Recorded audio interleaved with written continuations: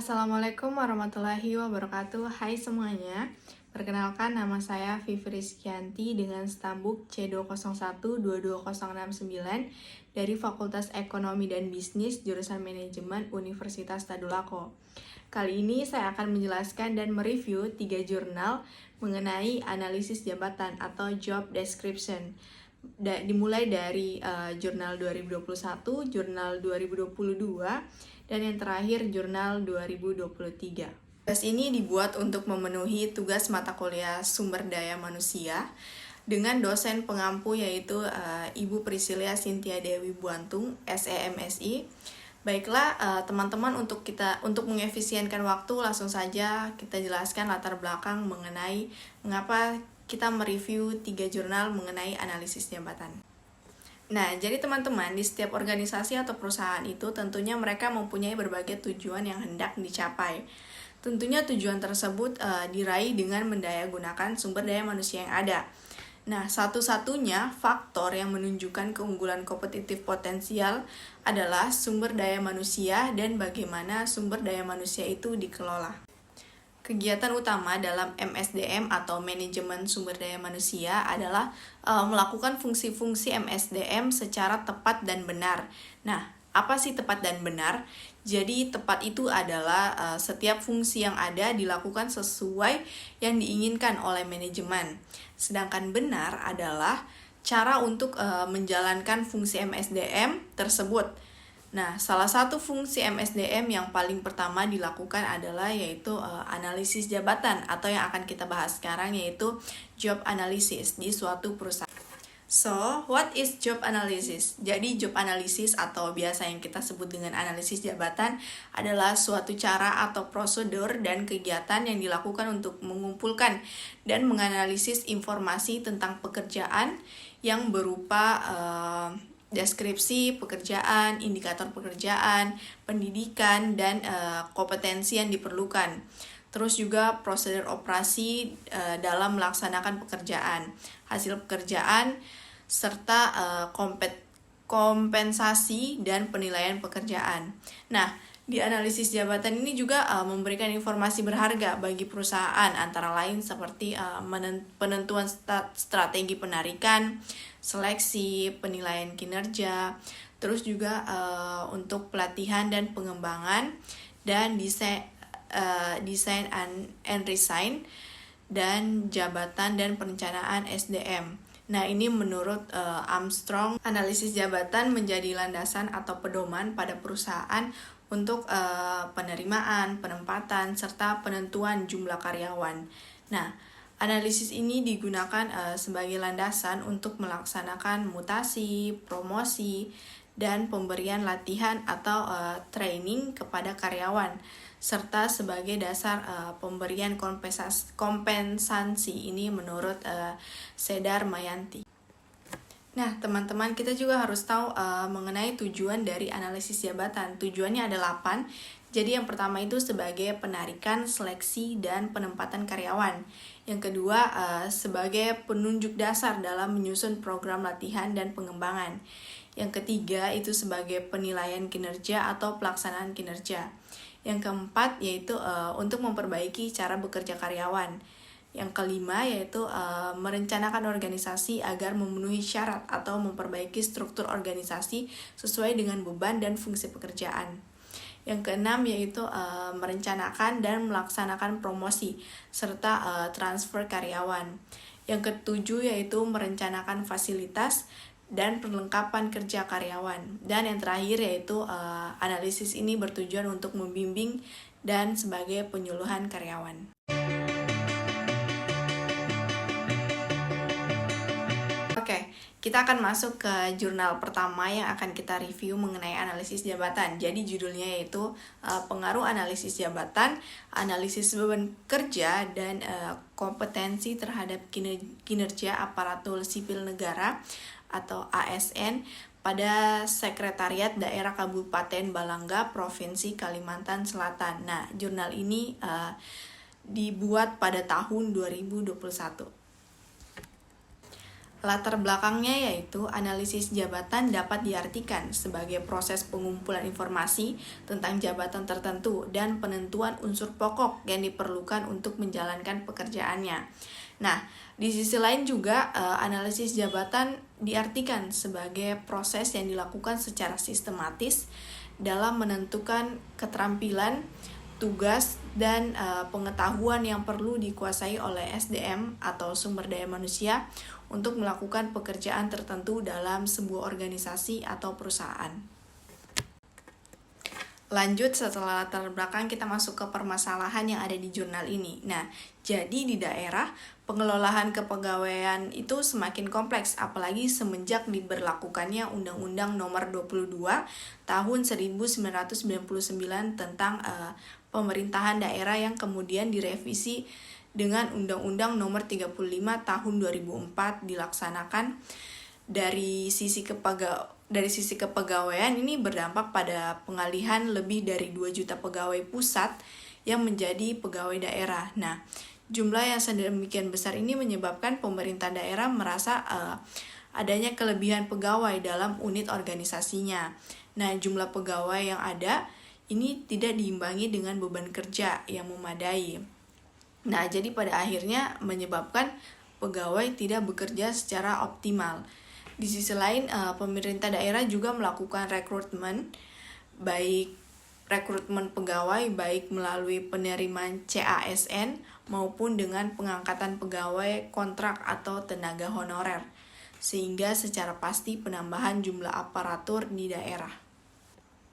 Jadi tujuan penelitiannya yaitu bertujuan untuk mengetahui baik secara parsial maupun simultan seberapa besar pengaruh analisis jabatan, analisis beban kerja, dan kompetensi terhadap kinerja aparatur sipil negara atau ASN pada Sekretariat Daerah Kabupaten Balangan, Provinsi Kalimantan Selatan, serta variabel yang berpengaruh dominan terhadap kinerja provinsi di Kalimantan Selatan. Oke, jadi sumber data dari jurnal tersebut yaitu mendata sebanyak 124 pegawai pada Sekretariat Daerah Kabupaten Balangan, Provinsi Kalimantan Selatan tahun 2021. Jadi metode yang mereka gunakan yaitu yang pertama populasi dan sampel, yang kedua teknik pengumpulan data, yang ketiga uji validasi, yang keempat uji reliabilitas, kelima yaitu asumsi klasik, dan keenam itu regresi linear berganda, dan yang terakhir itu adalah mereka melakukan uji hipotesis.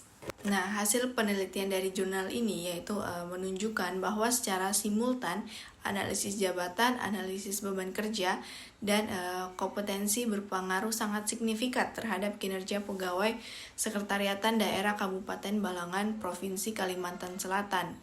Dan variabel yang berpengaruh dominan terhadap kinerja pegawai Sekretariat Daerah Kabupaten Balangan, Provinsi Kalimantan Selatan adalah kompetensi R-square sebesar 0,383 yang berarti besarnya validasi sumbangan seluruh variabel bebas terhadap variabel terikat adalah sekitar 38,3%, sedangkan sisanya yaitu sekitar 61,78% dipengaruhi oleh faktor lain. Kita masuk ke kelebihan penelitian. Jadi temuan penelitian ini merupakan temuan baru dalam penelitian karena dalam penelitian yang terdahulu tidak ada penelitian yang secara bersamaan meneliti antara variabel analisis jabatan, analisis beban kerja, dan juga kompetensi secara bersamaan atau simultan terhadap kinerja. Nah, hasil dari penelitian ini membuktikan bahwa analisis jabatan, disiplin kerja, dan beban kerja itu sangat berpengaruh secara simultan terhadap kinerja karyawan. Diharapkan Sekretariat Daerah Kabupaten Balangan, Provinsi Kalimantan Selatan agar bisa terus menaikkan kinerja pegawainya dengan terus menjaga dan menyeimbangkan perbaikan terhadap ketiga variabel ini secara periodik dalam lembaga ini. Tentunya dalam jurnal ini juga memiliki kekurangan, jadi sebagai bahan pertimbangan untuk memperdalam penelitian selanjutnya dengan menggunakan variabel yang berbeda. seperti motivasi, semangat kerja, disiplin kerja, kepemimpinan, dan lain-lain yang dapat diukur dengan variabel yang berpengaruh terhadap tingkat kerja aparatur sipil negara atau ASN pada Sekretariat Daerah Kabupaten Balangan, Provinsi Kalimantan Selatan. Oke, itu tadi beberapa review pada jurnal pertama. Selanjutnya kita akan masuk kepada jurnal yang kedua.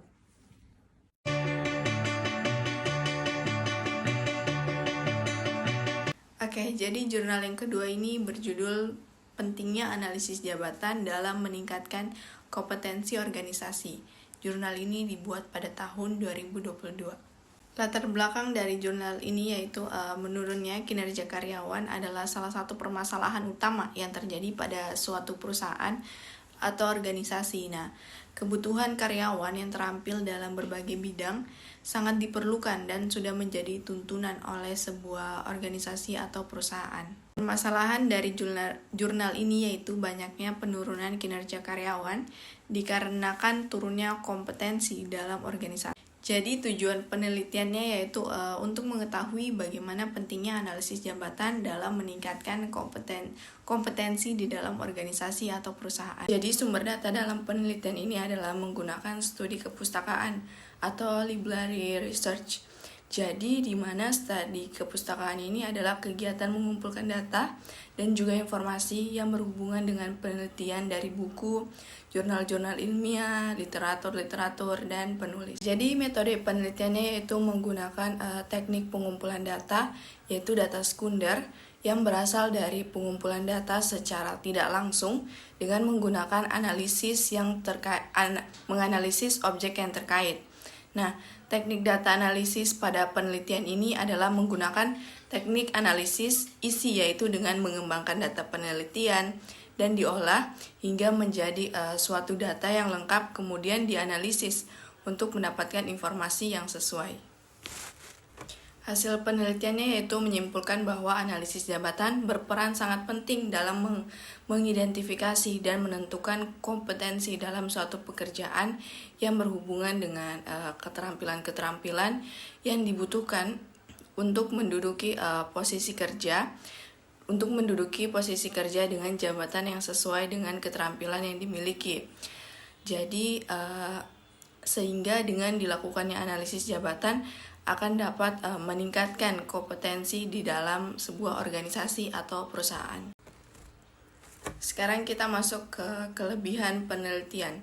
Jadi kelebihan penelitian dalam penelitian ini yaitu lebih mudah dipahami dan dipercaya karena mereka melakukan studi kepustakaan yang dimana sudah pasti setiap isi dalam penelitian tersebut mengacu pada banyak ahli karena mereka mengacu pada berbagai artikel, jurnal-jurnal, dan lainnya.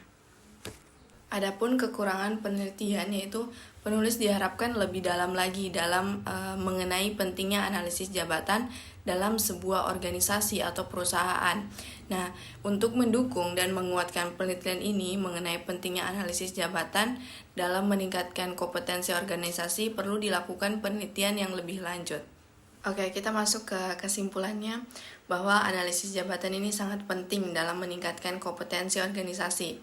Dalam kompetensi analisis jabatan ini digunakan untuk mengidentifikasi dan menentukan kompetensi dalam suatu pekerjaan yang berhubungan dengan keterampilan-keterampilan yang dibutuhkan untuk menduduki beberapa posisi dalam sebuah organisasi atau perusahaan. Nah, gunanya untuk mencapai suatu tujuan dari organisasi.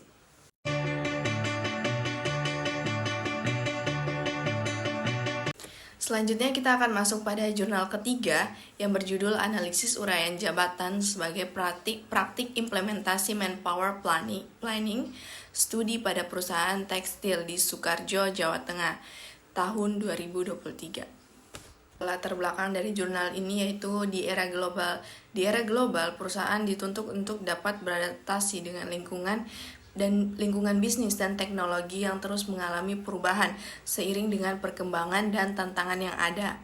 Nah, perhatian pada efisiensi, efektivitas, dan produktivitas menjadi sangat penting karena dari ketiga hal tersebut perusahaan dapat mengendalikan sumber daya yang dimiliki dalam rangka mengoptimalisasikan pencapaiannya terhadap tujuan yang ditetapkan.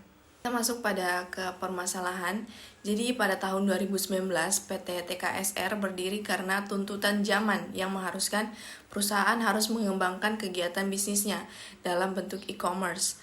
Namun kenyataannya tata kelola organisasi dan pengelolaan SDM yang ada di perusahaan tersebut belum berbentuk dengan baik. Nah, belum adanya rincian uraian jabatan yang akan menuntun karyawan dalam bekerja, sehingga menyebabkan tumpang tindih tugas dan wewenang antara karyawan. Struktur organisasi perusahaan menunjukkan bahwa adanya kejelasan garis wewenang dan tanggung jawab yang menyebabkan pola kerja yang tidak tersistematis. Jadi kita ambil contoh kepala departemen operasional yang memiliki tugas untuk mengelola dan mengoperasionalkan toko online yang dimana tugas tersebut sewajarnya menjadi tanggung jawab departemen marketing. Nah, oleh sebab itu, memperhatikan fenomena ini maka perlu dilakukan analisis uraian jabatan pada PT TKSR sebagai bentuk upaya mengimplementasikan praktik manpower planning dalam rangka menciptakan kinerja organisasional perusahaan agar berjalan lebih efektif. Jadi tujuan penelitiannya yaitu untuk menganalisis uraian jabatan pada PT TKSR sebagai bentuk upaya mengimplementasikan praktik manpower planning dalam rangka menciptakan kinerja organisasional perusahaan agar dapat berjalan lebih efektif. Metode penelitian pada jurnal ini yaitu penelitian kualitatif. Jadi pendekatan penelitian yaitu action research yang menggunakan teknik participation action research atau PAR melalui analisis deskripsi kualitatif. Nah, metode pengumpulan data yaitu data primer dan sekunder. Nah, pengumpulan data primer ini dilakukan untuk memperoleh data yang terkait dengan aspek penentu atau job description dan workload analysis. Data sekunder dilakukan dengan cara mengkaji dokumen-dokumen keorganisasian perusahaan yang ada. Nah, metode pengumpulan data yang dikembangkan adalah survei dengan melakukan kuesioner dan wawancara.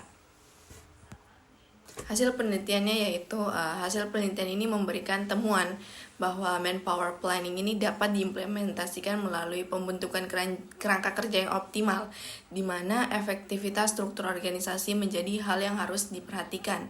Nah, struktur di sini tidak hanya bagian organisasi saja, namun juga menyangkut mengenai uraian tugas, wewenang, dan tanggung jawab masing-masing. Restrukturisasi organisasi dan perancangan uraian jabatan menjadi model kerangka dalam memperbaiki praktik implementasi manpower planning. Nah, perusahaan harus melakukan restrukturasi organisasi yang lebih responsif agar dapat menempatkan karyawan sesuai dengan jabatannya secara tepat. Nah, hal ini berdampak pada kejelasan tugas, wewenang, dan tanggung jawab masing-masing karyawan. Struktur organisasi yang baru merekomendasikan adanya 4 departemen, yaitu digital marketing, administrasi pajak, dan keuangan, setelah itu pemasaran dan operasional. Jadi masing-masing departemen ini dipimpin oleh seorang pemimpin yang sudah memahami segala aktivitas bisnis kecuali departemen digital marketing. Lebih baik dipimpin oleh eksekutif director secara langsung. Garis besar langsung pemberian tugas pada departemen digital marketing dikarenakan departemen tersebut membutuhkan pola kerja tim yang lebih adaptif, fleksibel, dan juga luas. Yang terakhir kita masuk kepada kesimpulan jurnal 3, yaitu perusahaan harus melakukan lebih banyak lagi restrukturasi organisasi yang responsif agar dapat menetapkan karyawan sesuai dengan posisi mereka dengan tepat. Dan ini memiliki dampak pada kejelasan tugas, wewenang, dan tanggung jawab setiap karyawan. Organisasi yang melakukan restrukturasi dapat beradaptasi terhadap perbedaan yang muncul di lingkungan organisasi, dan karyawan dapat memainkan peran penting dalam meningkatkan perusahaan performa. Sekian pemaparan dari saya mengenai review 3 jurnal, dimulai dari jurnal 2021, 2022, dan juga jurnal 2023 mengenai analisis jabatan. Kurang dan lebihnya mohon dimaafkan. Wabillahi taufiq wal hidayah. Wassalamualaikum warahmatullahi wabarakatuh.